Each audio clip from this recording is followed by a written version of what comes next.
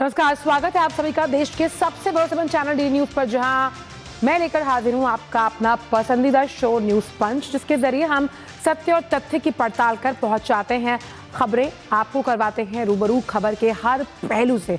तो आइए सीधे रुख करते हैं इस वक्त की प्रमुख टॉप लाइन्स की तरफ न्यूज पंच में। तो अब 5 रुपए में आप भर पाएंगे अपना पेट, लेकिन कैसे? अटल कैंटीन के जरिए ये खाना मिलेगा आपको थाली में, जानेंगे विस्तार से इस पूरी खबर के बारे में। साथ ही रुख करेंगे मेक्सिको का, जहां जानलेवा ब्लास्ट की वजह से काल के गाल में समा गए कई लोग और कई बच्चे भी। इस पर भी करेंगे चर्चा। और साथ ही कैसे जो नवाबी लखनऊ है उसके लखनवी अंदाज के साथ साथ अब उसके व्यंजनों की भी दुनिया भर में गूंज सुनाई देगी। क्यों सुनाई देगी और कैसे ये व्यंजन जो है स्वाद और संस्कृति को वैश्विक पटल पर एक अलग ही मंच प्रदान करेंगे, इस पर करेंगे हम तफसील से चर्चा। लेकिन सबसे पहले बात करते हैं कि आखिरकार कैसे अब चाय से भी सस्ता खाना आपकी थाली में आएगा, यानी कि बात करते हैं अटल कैंटीन को लेकर। तो यहाँ पर दिल्ली में चाय से भी सस्ता खाना अब आपको मिल पाएगा, क्योंकि 5 रुपए में आप भरपेट भोजन कर पाएंगे। दिल्ली में करीबन 100 अटल कैंटीन खुलेंगी, जहाँ 5 रुपए में गरीबों को भोजन दिया जाएगा। और इसकी शुरुआत की जाएगी पूर्व दिवंगत प्रधानमंत्री अटल बिहारी वाजपेयी की जयंती पर, यानी इस साल 25 दिसंबर को जो पूर्व प्रधानमंत्री हैं अटल बिहारी वाजपेयी, जो कि दिवंगत है, उनकी 101वीं जयंती है। और इसी अवसर पर अटल कैंटीन से अब 5 रुपए की ये थाली है, जिसमें 5 रुपए में आपको भरपेट भोजन मिलेगा। क्या है ये पूरी खबर? आइए ग्राफिक्स के जरिए समझते हैं कि कैसे ये खाना जो स्वादपूर्ण है, गुणवत्तापूर्ण है, आपकी थाली तक पहुंचेगा 5 रुपए में। तो दिल्ली कैंटीन में करीबन 100 अटल दिल्ली में खुलेंगी 100 अटल कैंटीन्स, और इनकी शुरुआत जो है उसमें आप 5 रुपए में करीबन आप देखें कि ये खाना गरीबों की थाली तक पहुंच जाएगा। साथ ही अटल जी की जयंती पर इसे शुरू करने की तैयारी जो है वो की जा रही है, और इसी साल 25 दिसंबर को इसे शुरू किया जाएगा। कम कीमत में सबसे इंपॉर्टेंट पॉइंट ये है कि इसकी कीमत जो है बहुत किफ़ायती दर पर रखी गई है, पौष्टिक खाना मिलेगा। साथ ही साथ अटल कैंटीन के लिए करीबन 100 करोड़ रुपए का जो बजट है उसका आवंटन किया गया है। और इसके साथ ही आप समझ सकते हैं कि DUSIB ने इसके लिए टेंडर जारी किए हैं, ताकि इसका आवेदन करके लोग उस पर 20 कंपनियां जो हैं वो दिल्ली में ये अटल कैंटीन चलाएंगी। और दिल्ली में कई जगहों पर तैयार हो रही है ऐसी रसोई जहां पर ये खाना मिलेगा। अब समझते हैं कि कहां कहां चल रही है अटल कैंटीन और इसकी तरह की जो स्कीम है, यानी कि अगर इसके कंपैरिजन में अन्य स्कीम्स को देखें तो अटल कैंटीन जैसी दूसरी स्कीम्स की अगर बात की तो अटल किसान मजदूर कैंटीन है, इसकी शुरुआत 2020 में की गई। 10 रुपए में मात्र यहाँ खाना मिलता है। अब कुछ इसी तर्ज पर तमिलनाडु में आप याद कीजिएगा जयललिता के रिजीम में अम्मा कैंटीन की शुरुआत हुई, जहां गरीबों और ज़रूरतमंदों के लिए मात्र 5 रुपए में नाश्ता, दोपहर और रात का खाना मात्र 5 रुपए में, और बहुत ही पौष्टिक तरीके से, बहुत ही साफ सुथरे तरीके से उसे बनाया जाता था। अब तमिलनाडु के बाद अम्मा कैंटीन से आगे बढ़ते हुए कर्नाटक का रुख करते हैं, जहाँ पे इंदिरा कैंटीन 2017 में इसकी शुरुआत की गई। 5 रुपए में सिमिलरली वैसे ही नाश्ता, 10 रुपए में भोजन वहाँ आपको प्रोवाइड करवाया जाता था। अब बात करते हैं उड़ीसा की, जहाँ आहार भोजन की अगर बात करें तो 2015 से ये योजना चल रही है और सिर्फ 5 रुपए में भोजन उपलब्ध करवाया जाता है, क्योंकि कहते हैं कि आपकी जीवा चाहे किसी भी की हो, स्वाद सभी को एक जैसा चाहिए होता है। इसी पर बात करने के लिए अंकित मिश्रा इस वक्त दिल्ली से जुड़ गए हैं। अंकित, अटल कैंटीन की जब हम बात करते हैं 5 रुपए में पौष्टिक और साफ सुथरा खाना गरीबों को मिलेगा, अपने आप में लोगों तक खाना पहुंचाने और इसकी उपलब्धता सुनिश्चित करने के लिए गरीबों के लिहाज से एक बड़ा कदम दिल्ली सरकार द्वारा। देखिए, साफ तौर पर क्योंकि दिल्ली सरकार ने अपने मैनिफेस्टो में भी इसका जिक्र किया था, और जैसे सरकार बनती है फिर कैबिनेट में इसका फैसला लिया गया कि तकरीबन 100 करोड़ रुपए इस योजना पर खर्च किए जाएंगे, क्योंकि इस बार 25 दिसंबर को पूर्व प्रधानमंत्री पूजनीय अटल बिहारी वाजपेयी जी की 101वीं जयंती है। तो ऐसे में कोशिश ये की जा रही है कि 100 कैंटीन के जरिए राजधानी दिल्ली के अलग अलग इलाकों में उन गरीब तबके के लोगों को, जिसको जे क्लस्टर कहा जाता है, झुग्गी झोपड़ी वाले, उन तक 5 रुपए में पौष्टिक आहार भी मिल पाए और बेहतर पेट भर करके वो खाकर घर भी लौट जाएं। तो यानी ये पूरी व्यवस्था दिल्ली सरकार कर रही है, जिसके लिए खास तौर पर दिल्ली शहरी सुधार आश्रय बोर्ड जो है उसको जिम्मेदारी दी गई है, न केवल सिर्फ डिज़ाइन की बल्कि इसको किस तरीके से खाने को वितरित करना है इसकी भी जो जिम्मेदारी है वो DSUIB के पास ही रहने वाली है। और खासियत इसकी ये भी है कि सरकार कोशिश ये कर रही है कि किसी तरीके की पौष्टिकता के साथ कोई खिलवाड़ ना हो, इसलिए जो ये कैंटीन है वो तो स्थापित की ही जा रही हैं, इसके अलावा क्यूसिक भी बनाए जा रहे हैं, यानी छोटी छोटी सी दुकानों के जरिए सरकार पहुंचाने की कोशिश करेगी। ये जो सुविधा का हाथ है दिल्ली सरकार का वो जनता के साथ रहे, इसलिए वो कोशिश भी करेगी और मिलावट यानी अडल्ट्रेशन से बचाया जा सके। और इसलिए खास तौर पर दिल्ली सरकार ने ये भी फैसला किया है कि जो ये बोर्ड है वो इसकी जो पूरी तरीके से खाना बनाने की प्रक्रिया है वो इन कैंटीन में ना करके बल्कि अलग अलग रसोइयों से यहाँ पर उपलब्ध कराएगा। तो यानी रोजगार भी मिलेगा, बेहतर भोजन भी राजधानी में मिलेगा और न केवल बेहतर भोजन बल्कि इसके जरिए पौष्टिकता की जो डोज है वो हर रोज हर व्यक्ति तक पहुंचाने की कोशिश यहाँ से की जाएगी। अंकित, किन जगहों को चिन्हित किया गया है अटल कैंटीन चलाने के लिए?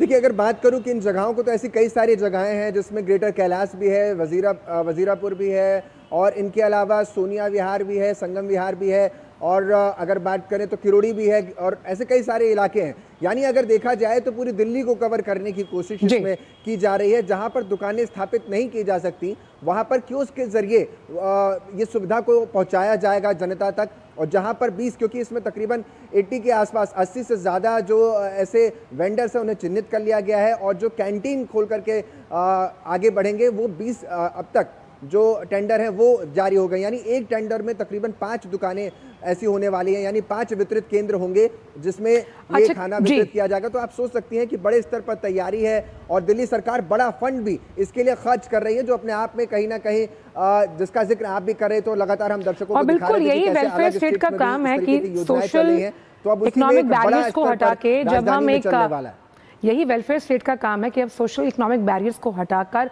लोगों के लिए लोगों के हिसाब से काम करें। अब ऐसे में क्योंकि ये रसोइयाँ जब चलाई जाएंगी तो इसमें प्रशिक्षित जो लोग हैं जो ये खाना बना सकते हैं उनका प्रशिक्षण किस तरह से किया जाएगा ये हम जानना चाहेंगे।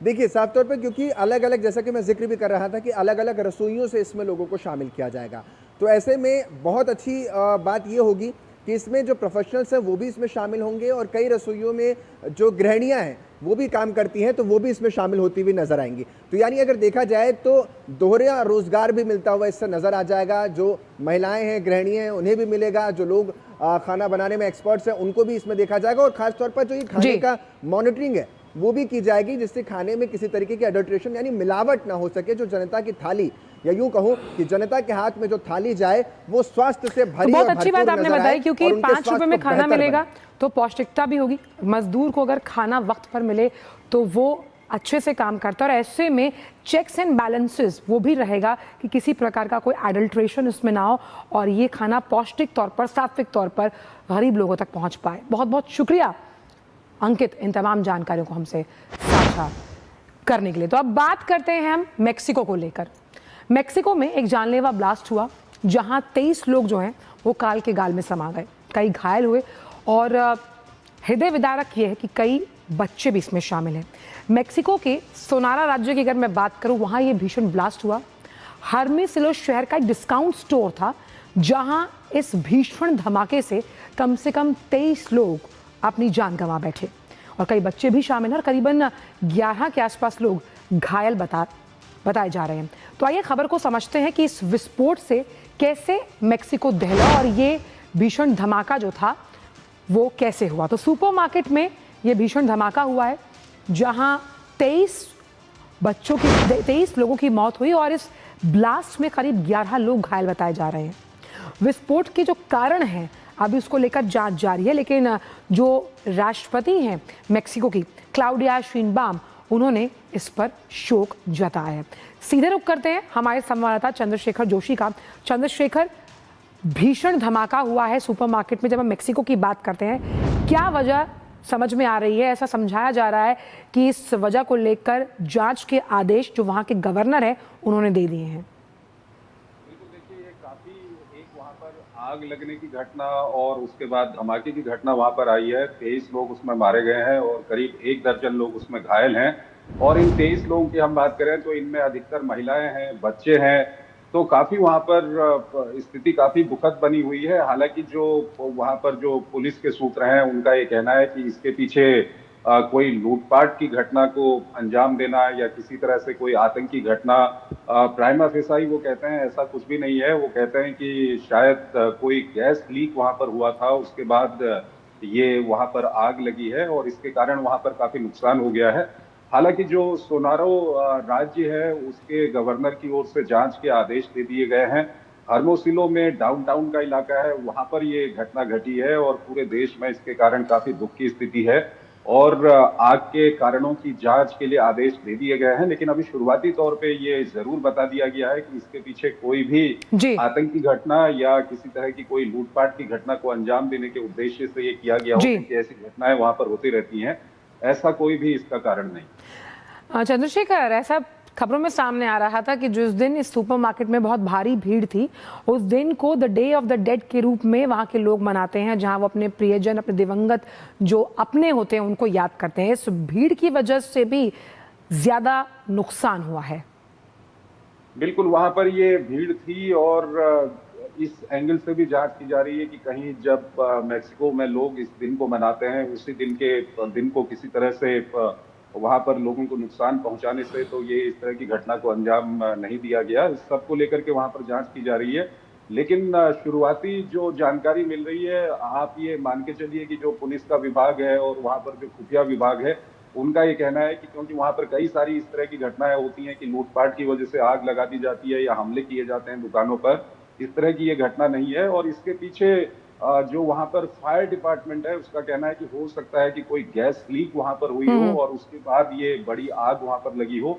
और अधिकतर लोग जिनकी मौत हुई है उनकी जो पोस्टमार्टम रिपोर्ट है उसमें ये सामने आ रहा है कि दम घुटने के कारण ये मौत वहां पर हुई है। जी तो जांच के आदेश जरूर दे दिए गए हैं। घटना काफी दुखद है। अच्छा और जी चंद्रशेखर, क्योंकि सुपरमार्केट का एक बहुत बड़ा डिपार्टमेंटल स्टोर था, तो क्या वहां पर एंट्री एग्जिट को लेकर जिस तरह से लोग बाहर निकल ही नहीं पाए, ये बड़ी वजह तो रही, साथ ही साथ धुआं लोगों के फेफड़ों में भर गया और इसीलिए जो शव पोस्टमार्टम के लिए भेजे गए हैं उन रिपोर्ट्स का भी इंतजार है। बिल्कुल, ये बताया जा रहा है कि जैसे ये आग लगी, जो वहां पर एंट्री का गेट था वहां पर एक बड़ा ब्लास्ट हुआ और ये बताया जा रहा है कि वहां पर एक बड़ी गैस की लाइन भी थी। तो हो सकता है कि ये गैस की लाइन की वजह से वहां पर बड़ा ब्लास्ट हुआ हो और यही कारण है कि एंट्री गेट पर ये हुआ। इसके कारण लोग बाहर नहीं निकल पाए और पूरे अंदर में धुआं भर गया। काफी बताया जा रहा है कि कुछ ही करीब आधे 1 घंटे के अंदर में पूरा का पूरा जो स्टोर था वो जलकर पूरी तरह से उसमें से धुआं कर आग निकलने लगी। तो काफी दम घुटने की जैसी स्थिति वहां पर हो गई थी, जिसके कारण से ये मौत हुई है। जी और हालांकि जो जांच के लिए आदेश जारी कर जी दिए जी गए हैं और पूरी जांच जब जो हो जाएगी उसके बाद ही कुछ साफ साफ कहा जाएगा।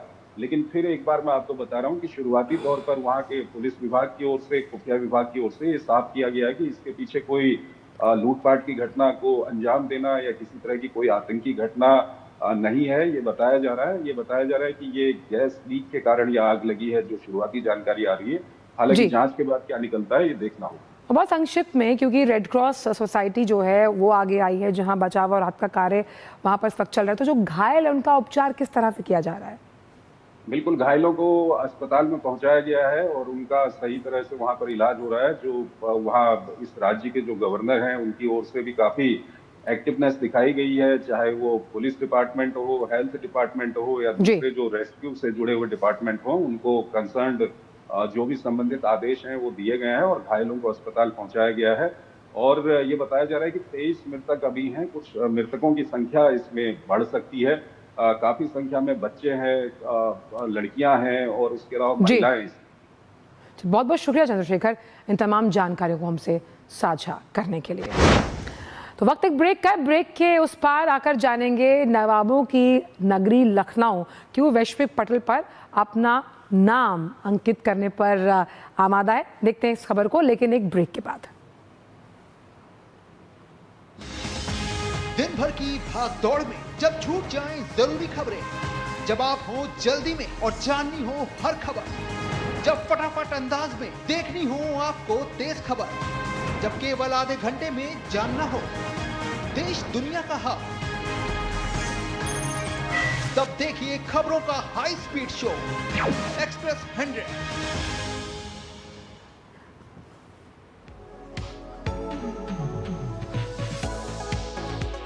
नई सुबह नई शुरुआत डीडी न्यूज के पावर पैक शो के साथ राजनीति, कारोबार और होगी सुर्खियों पर भी चर्चा।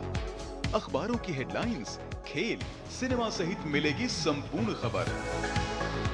देखिए नया सवेरा सोमवार से शुक्रवार सुबह 8 बजे डीडी न्यूज पर। ब्रेक के बाद सभी का स्वागत। तो तस्वीरों के माध्यम से आप समझ गए होंगे, लंच टाइम भी है कि कैसे लखनऊ के व्यंजनों को एक पहचान मिलने वाली है। तो मुख्यमंत्री योगी आदित्यनाथ की अगुवाई में उत्तर प्रदेश को वैश्विक पहचान मिली, क्योंकि यूनेस्को ने जो अदब की नगरी है लखनऊ से क्रिएटिव सिटी ऑफ गैस्ट्रोनॉमी घोषित किया।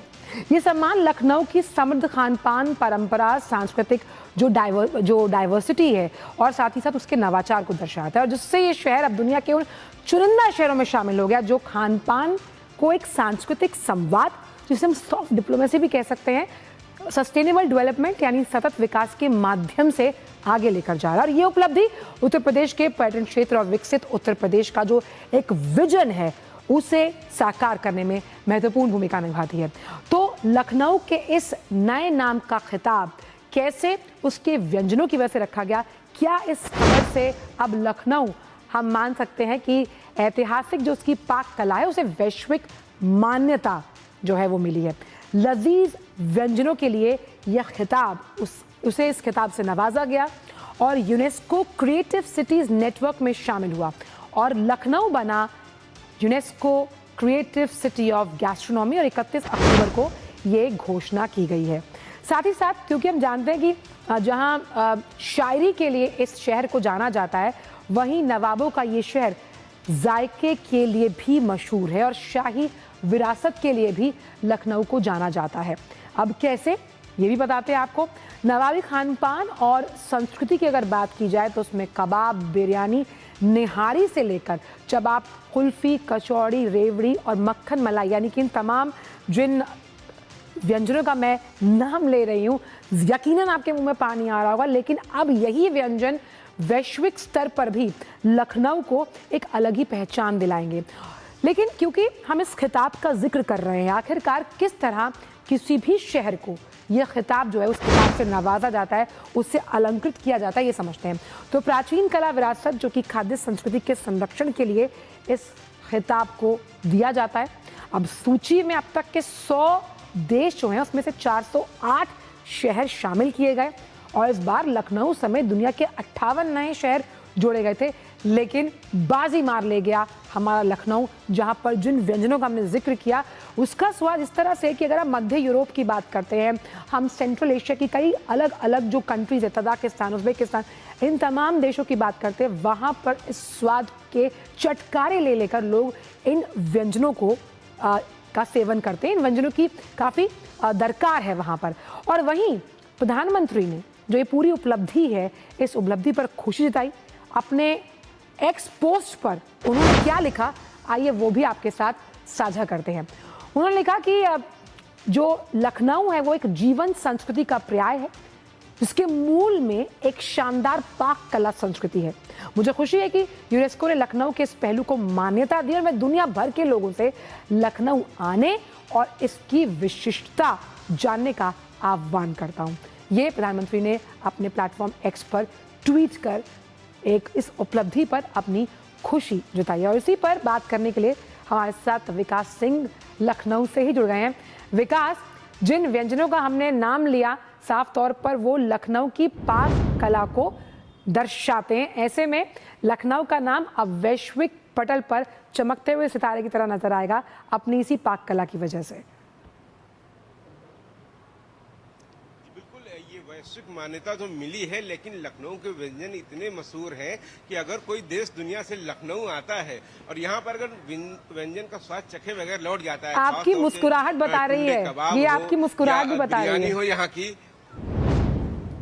जी बिल्कुल, इसको खाए बगैर अगर लौट जाता है तो बहुत ही मिस करता है यहाँ पर। और यहाँ के जो लजीज व्यंजन हैं बेहद ही मशहूर हैं, चाहे जिनका अभी आपने जिक्र किया, चाहे वो कबाब पराठा हो, चाहे कुलचा निहारी हो, चाहे बिरयानी हो यहाँ पर, चाहे मक्खन मलाई की बात कही आपने, यहाँ पर खस्ता जलेबी की बात कही, जो सुबह से ही खस्ता यहाँ पर मिलने लगता है, जो काफी मशहूर है। साथ साथ जो अवधी और मुगलई व्यंजन की बात है, बेहद ही लजीज होते हैं यहाँ पर। इनका लुत्फ उठाने के लिए देश दुनिया से लोग यहाँ पर आते हैं। और लखनऊ की खास बात है, शायद ही कोई भी खान पान का शौकीन आदमी ना जानता हो ये नाम। दस्तरखान की अगर बात करते हैं, चाहे बिरयानी की बात करते हैं, ये सब ऐसे व्यंजन हैं जिनको एक अलग इनकी शुरू से पहचान चली आ रही है। खासतौर से अगर टुंडे कबाबी की बात करते हैं तो 1905 से ये स्थापित हुआ था लखनऊ में और आज तक बाकायदा बरकरार है। और हम देखते हैं इसकी फ्रेंचाइजी तो अब कई जगहों पर लग गई है, तो बिल्कुल, लेकिन वो पहली दुकान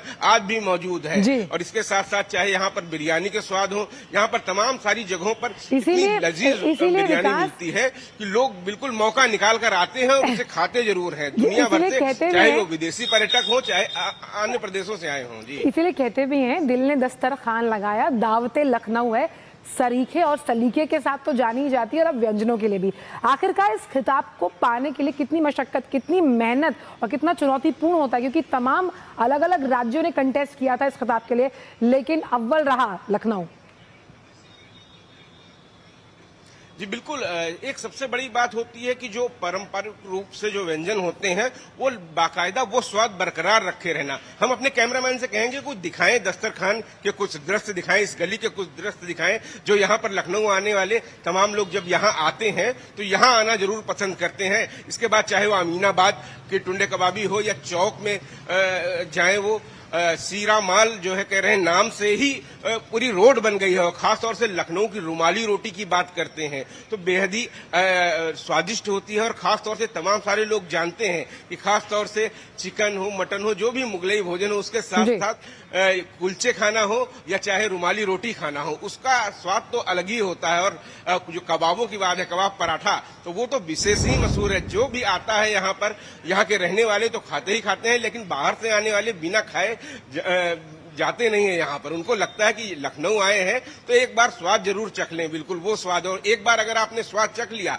और दोबारा आप चाहे 10 साल बाद आते हैं तो आपको सेम वैसा ही स्वाद मिलेगा। यही एक परंपरा है और यही एक पहचान और खासियत है कि आपने अगर आज से 20 साल पहले खस्ता खाया होगा लखनऊ का, तो आज भी वही स्वाद आपको मिलेगा जब आप लखनऊ लौट कर आएंगे। ये आपने बहुत अच्छी बात की। मैं एक बार चाय बनाती हूँ तो दूसरी बार वो कभी बनती नहीं वैसी, लेकिन आप जो बात कह रहे हैं उसके साथ मैं इत्तेफाक रखती हूँ और उम्मीद करते हैं कि जो लोग लखनऊ नहीं गए हैं वो इस खबर को देखने के बाद लखनऊ का रुख जरूर करेंगे। और ये एक भारत श्रेष्ठ भारत की एक बहुत सुगढ़ और सुगम पहचान भी है। बहुत बहुत शुक्रिया आपका विकास, इन तमाम जानकारियों को हमसे साझा करने के लिए। और फिलहाल आज के न्यूज़ पंच में इतना ही। कल आपसे फिर मुलाकात होगी कुछ और नए मुद्दों के साथ। मेरी पूरी टीम को दीजिए इजाजत। नमस्कार।